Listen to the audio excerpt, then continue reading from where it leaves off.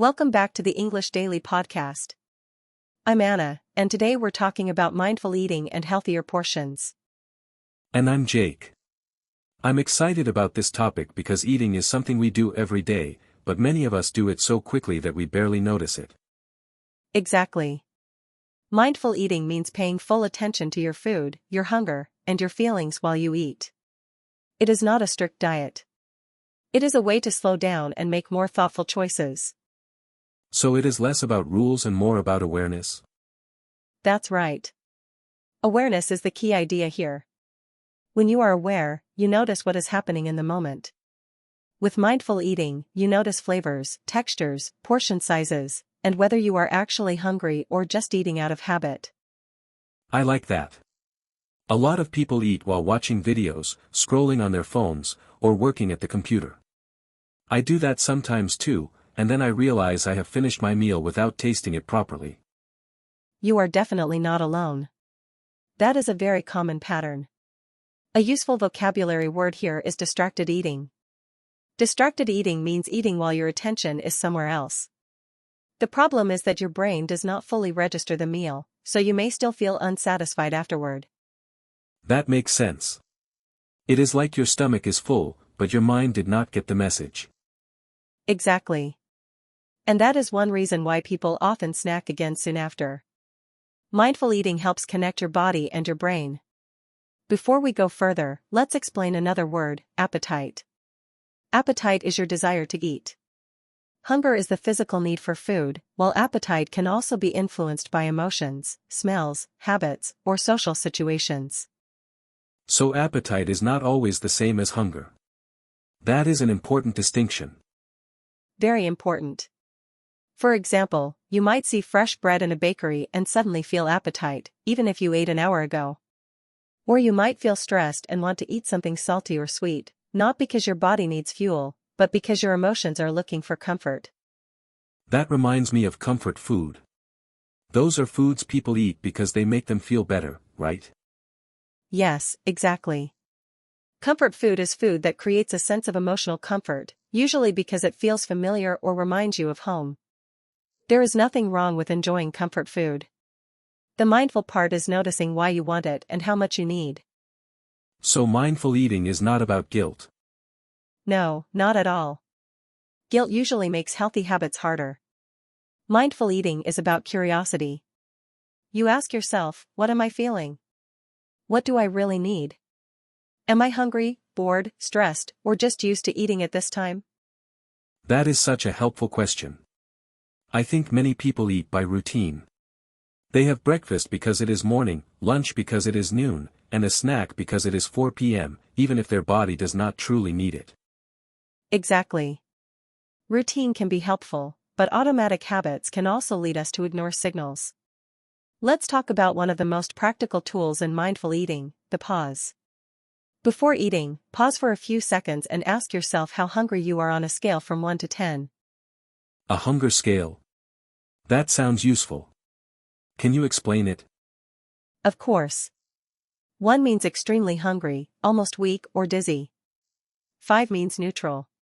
10 means uncomfortably full. If you start eating at a 2 or 3, that is fine if you need a meal. But if you start eating at a 7 because you are not really hungry, you might simply be responding to stress or boredom. That kind of self-check sounds powerful.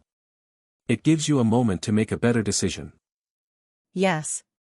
It is a small pause, but it can change everything. Here is another useful term, portion size. Portion size means the amount of food you choose to eat at one time. Many people confuse portion size with serving size, but they are not exactly the same. What's the difference? A serving size is the amount listed on a nutrition label or suggested by a guideline. A portion size is what you actually put on your plate and eat. Your portion can be smaller or larger than a serving size. In mindful eating, the goal is to notice your portion size instead of automatically taking a huge amount. I see. So if I pour cereal into a giant bowl, that is my portion, even if the box says a serving is much smaller. Exactly.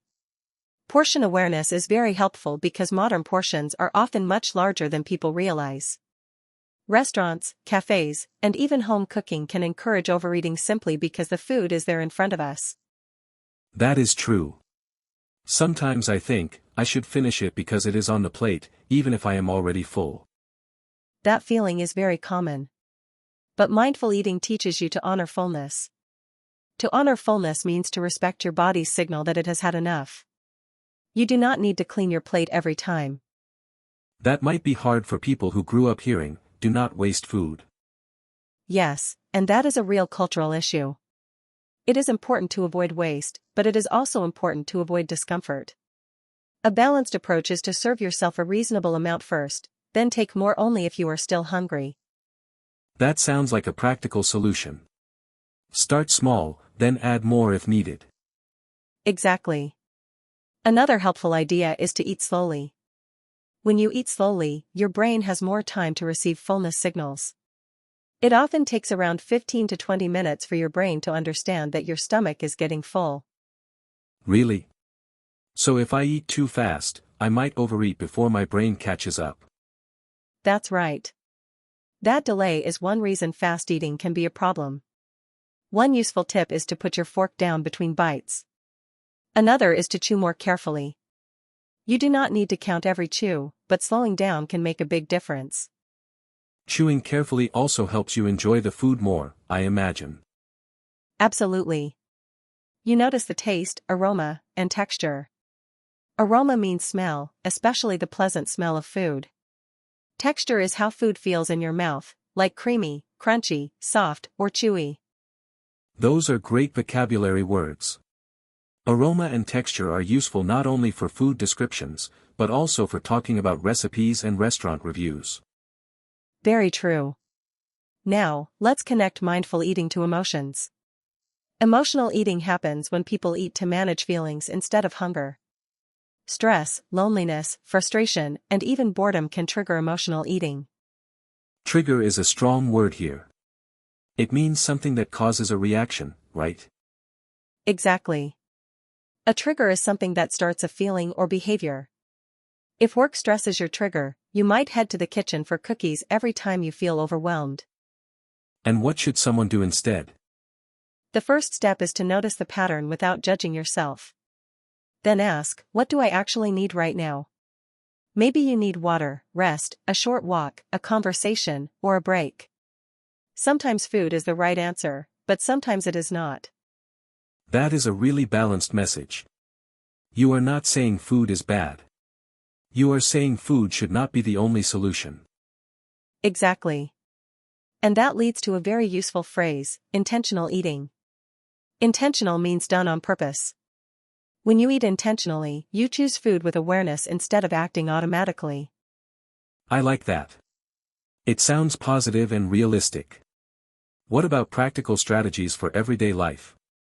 Not everyone has time to think deeply before every meal. Great point. Mindful eating does not have to be complicated. Here are a few simple habits. First, sit down when you eat if possible. Second, remove distractions for the first 5 minutes. Third, notice the first few bites carefully because they often taste the best. Fourth, check your fullness halfway through the meal. Those seem manageable. I especially like the idea of noticing the first few bites. That feels simple enough for busy people. Yes, small changes are easier to maintain. Another tip is to use smaller plates or bowls if you tend to overfill your plate. This is a visual cue, meaning something you see that influences your behavior. Ah, a visual cue. So the plate itself can affect how much I eat. Exactly. We often underestimate how much our environment influences us. If snacks are visible on the counter, we are more likely to eat them. If fruit is easy to see and reach, we are more likely to choose it. So setting up the environment is part of the strategy too. Absolutely. That is a smart habit. Let's also talk about savoring food. To savor means to enjoy something slowly and fully. When you savor a meal, you pay attention to the experience instead of rushing through it. Savor is a beautiful word. It makes eating sound more peaceful. It really can be peaceful. Eating can become a short break in the middle of a busy day, not just a task to finish quickly. And that brings us to an important point for English learners: practicing mindful eating can also improve your language. You can describe food more clearly, talk about habits, and explain your choices. That's a nice bonus. You get healthier habits and better vocabulary. Exactly. For example, you can say, "I ate mindfully today. I noticed I was full sooner than usual." Or, "I decided to save the rest of my lunch for later." Those are natural, useful sentences. Could you also say, "I was craving something sweet"? I hear that phrase a lot. Yes, craving is another great word. A craving is a strong desire for a particular food. You might crave chocolate, chips, or spicy food. Again, mindful eating does not ban cravings. It helps you notice them and respond wisely. So the goal is not perfection. It's awareness, balance, and better choices. Exactly. That is the perfect summary. Mindful eating is about slowing down, checking your hunger, noticing your portion size, and understanding your emotions. It helps you enjoy food more and overeat less. And the practical tips are simple: pause before you eat a little slower, reduce distractions, and pay attention to fullness. Yes. Let's recap our key vocabulary too. Awareness means noticing what is happening. Distracted eating means eating while your attention is elsewhere. Appetite is your desire to eat. Portion size is the amount you actually serve yourself.